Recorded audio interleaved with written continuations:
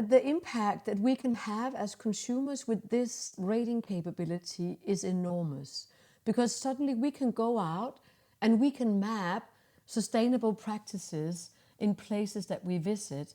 No one has ever given us that opportunity as consumers before. What is sustainable travel? How can we be sure if our next trip is sustainable? Probably we don't know what these concepts mean or imply. In this episode, we talk with Josephine Piplits, founder of TripDoodler. TripDoodler enables conscientious travelers to find, validate, and share verified sustainable travel options. The main goal of TripDoodler is to build the world's largest database of best travel options.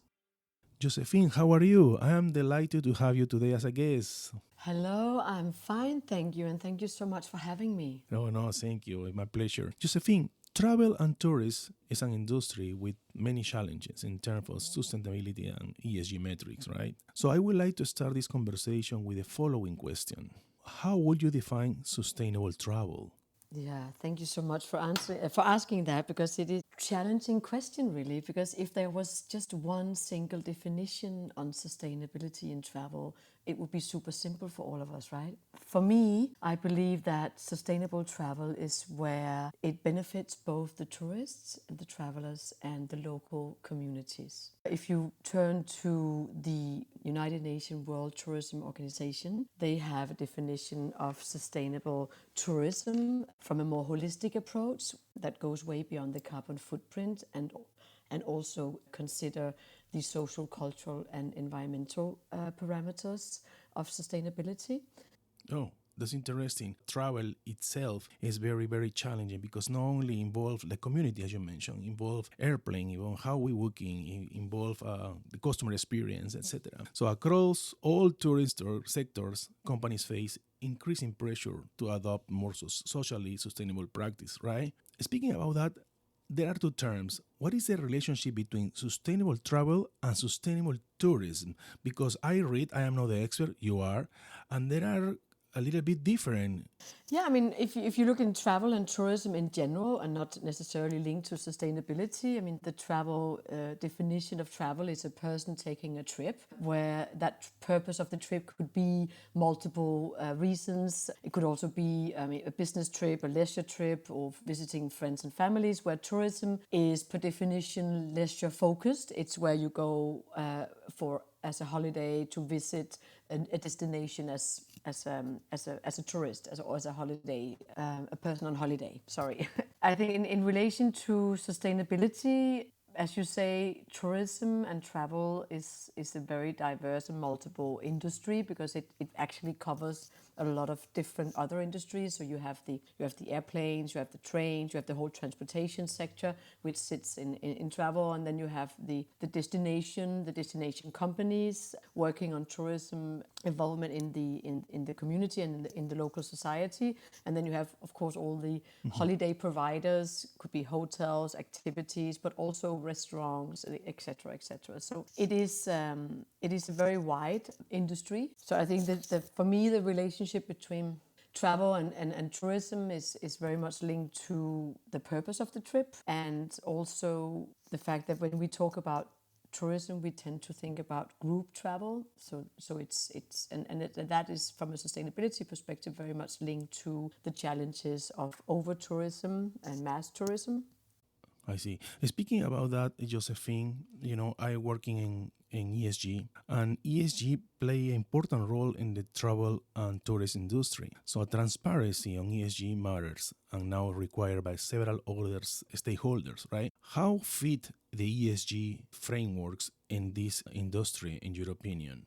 I think, it fits like it does in other industries, but I think one of the challenges that we are facing in the tourism industry is that the majority of the holiday providers, the establishments within tourism, is micro or small or medium enterprises. I So see. the knowledge around how to build more sustainable businesses and solutions, the knowledge around the ESG framework, or even just understanding their own impact, in very basically is limited. Which, I mean, if you talk about, a small 10-bedroom B&B in a Greek island, or a smaller restaurant in a rural area, the knowledge is lacking, of course, but also the resources to really implement a thorough and ESG reporting which is, because it's a framework that's quite comprehensive, right? You need to have resources and knowledge to engage and to start building your ESG reporting as a company. We also see that in the industry, it's less than 1% of the players, the tourism establishments that are certified within sustainability. We have in tourism more than 100 different certifications for sustainability, but still it's less than 1% that's certified. And then one of the challenges, of course, also which is one of the problems that we are targeting, is the fact that the consumers don't really know and understand the ESG framework or the certifications. Right. So the perception from the maybe mainly smaller establishments is that what's the return of investment in going into this framework. Interesting. So we have a lot of potential, I would say, to educate all these potential customers, or even though the small business, because the small business are an essential part of the economy in this industry is more than ever.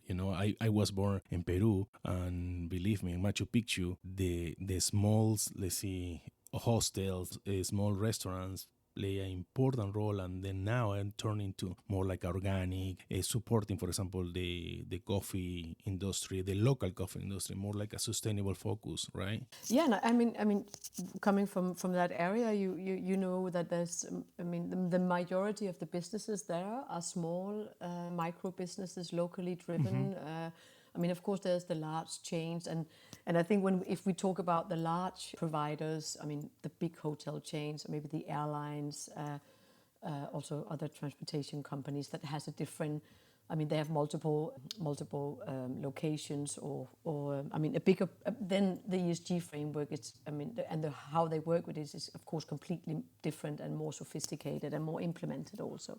Right. I think one of the challenges, and something that we're also addressing with TripDoodler, is that we don't really have a baseline, right? We don't have one way of calculating. I think that we are with sustainability where we were as a business before the financial accounting was invented. So we don't really, invented. So we don't have one clear way of calculating, and we don't have one clear way of communicating the impact. Exactly. Now that you mentioned TripDoodler, please share with us what TripDoodler is. What is the main goal? What is the kind of business model that you are focused on it, and how the things going in your company? What is the goal? Thank you for asking that. I started TripDoodler with the sole purpose of making the sustainable travel choice the easiest choice. I've always in my career in the travel industry been very focused on creating value for consumers and travelers. And I just saw that there was a lot of industry players trying to build more sustainable solutions, and there was an increase in demand for sustainable options, but there was kind of a lag between translating between those two parties, right? So we enable sustainable travel choices for consumers, and we do this through crowdsourced certification. We call it crowdsourced sustainability certification that we have developed, which basically allows consumers to easily identify objective parameters for sustainable practices in all the places that they visit. I guess you can call it a little bit like a trust pilot for sustainability. But we all know that when it comes to sustainability, your subjective review is really not that important. It's all about objectivity and what do we actually see and experience of sustainable practices. So we've created that, and then made it easier for the travelers to share sustainable options among them, and to, of course, then to find the sustainable options wherever they want to go. And with this, we collect a lot of data, which is very important for the So important. industry players, because we provide them with a customer-driven validation of what they do. But also we have in the product, we have the opportunity for the consumers to give feedback on what sustainable practice they would like for this company to focus on next, and of course provide them with knowledge on how to build more sustainable businesses. And also, if you, for example, the data will play an important role because it will allow to the customer have better travel choices, right, to improve or go with any kind of destiny that they will pick up in the near future. You mentioned about the validate, and I think, in my opinion, has to do with the value chain, unlike other industries, the value chain in this particular industry, tourist and travel industry, is essential to validate what the companies are doing in the area. And now I read like a TripDoodler can validate all the sustainable practices for a component: find, validate, submit, and confirm. Would you mind to explain briefly why are so important these 4 components in your company? Yes, of course, and that's the whole heart of TripDoodler, right?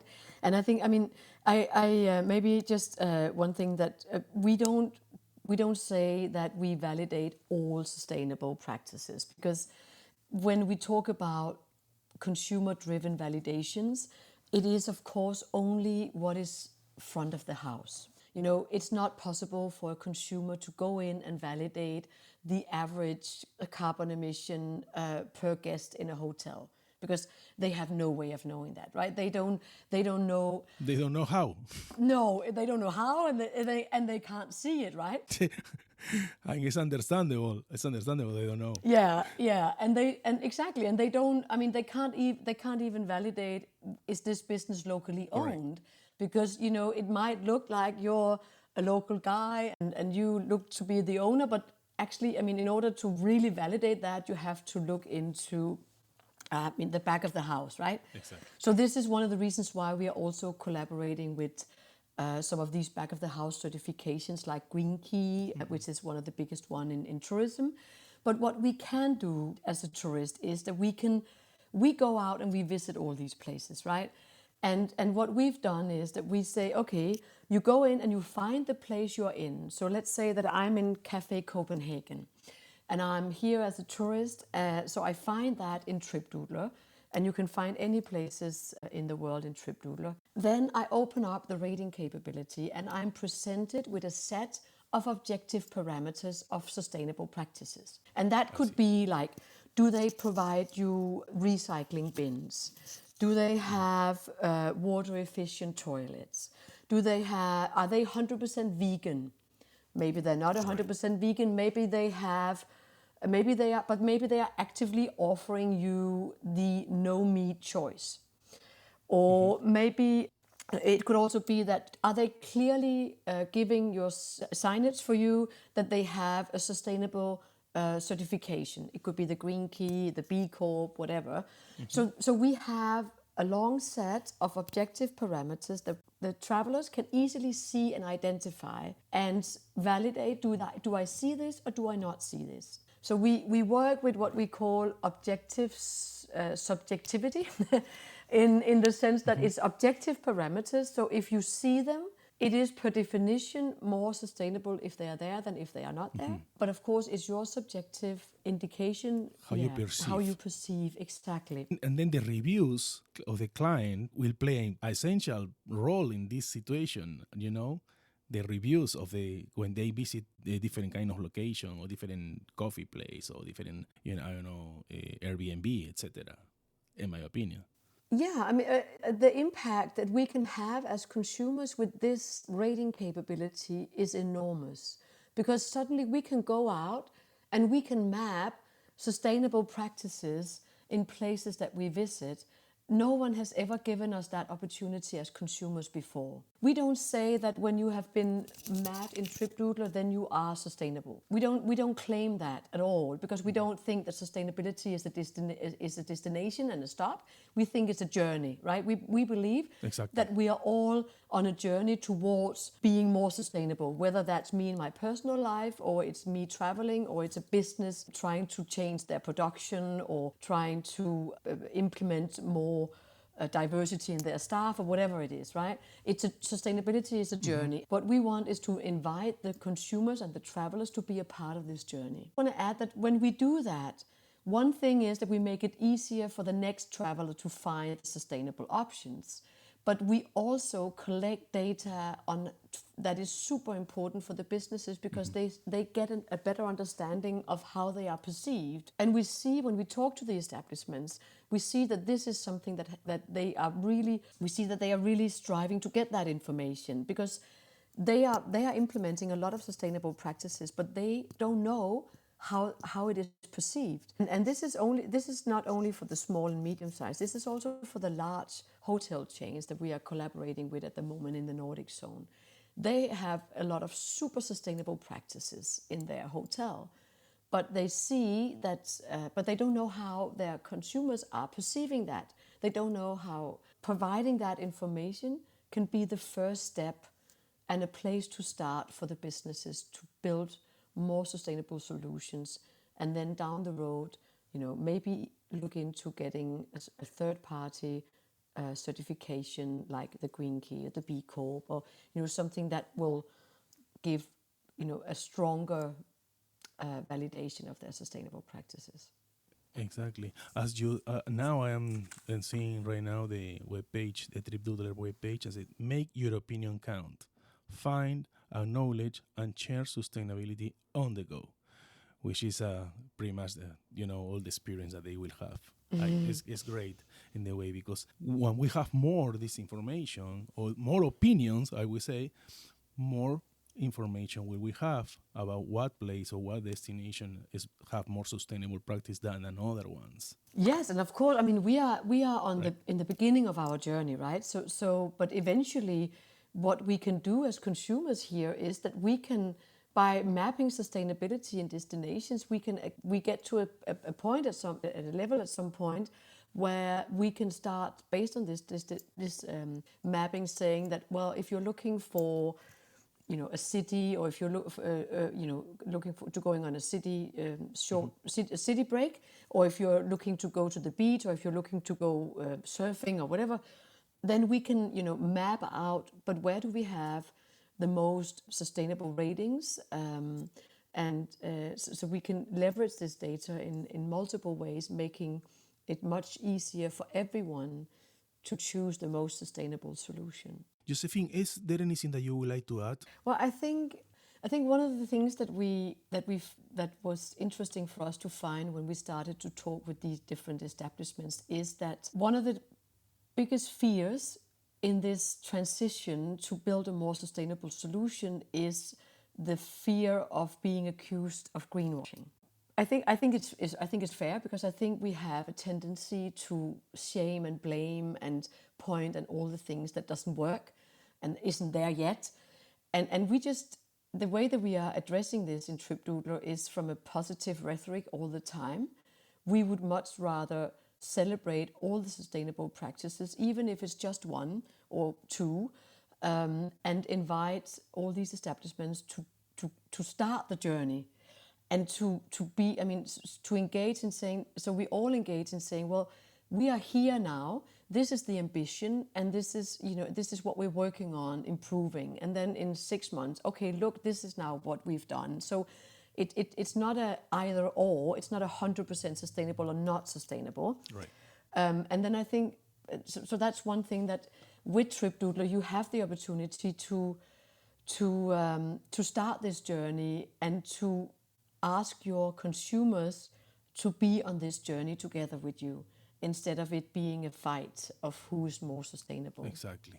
It's exactly. It's no more competition. It's like a collaboration. No. What is the best for, in the end, for the industry itself?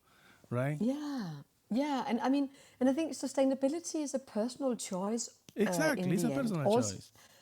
and that's the same for the tourist. You know, some tourists and travelers, they are super focused on their carbon emission, and they don't fly anymore. They take the train, or they really try to lower that. Slow And travel, they call right now. Slow travel, yeah. right? But you know, I've been slow traveling since for Taking the bus or taking forever. the train, which is it's Yeah, okay. And I think or you will have just more fun if you go to the train and see all these teensy, cutie, patooties towns, right? yeah. But even if you fly, you know, I mean, if I want to go to Thailand or Peru, I mean, I've been to Machu Picchu, right? And I have to fly. I mean, it's not possible for me to go by train. But when I do that, I'm very conscious about how long do I stay in that destination, and where do I stay? And you have a lot of sustainable choices you can make on top of that flight, right? So I think it's really inviting everyone in to be a part of the journey and stop shaming and blaming and start celebrating the sustainable choices, and sometimes the sustainable choice is choosing the local B&B because you want to support local communities and businesses, and sometimes the choice is to take the train or something. Yeah. Exactly. Josephine, where people can contact you, where people can find more information about your company? Of course, they can visit TripDoodler.com, which is our website. Everyone is also welcome to reach out to me by email, and it's super simple. It's Josephine@TripDoodler.com. I mean, you can also find me on LinkedIn, of Where I course. find you. That's where yeah, Exactly. exactly. Yeah. So all this information will be in this episode. Josephine, I would like to say thank you for your time. Thank you so much for having me. It was a pleasure. It's a pleasure as well. I am Juan Carlos Giraldo from Boston, United States. Thank you so much to everyone.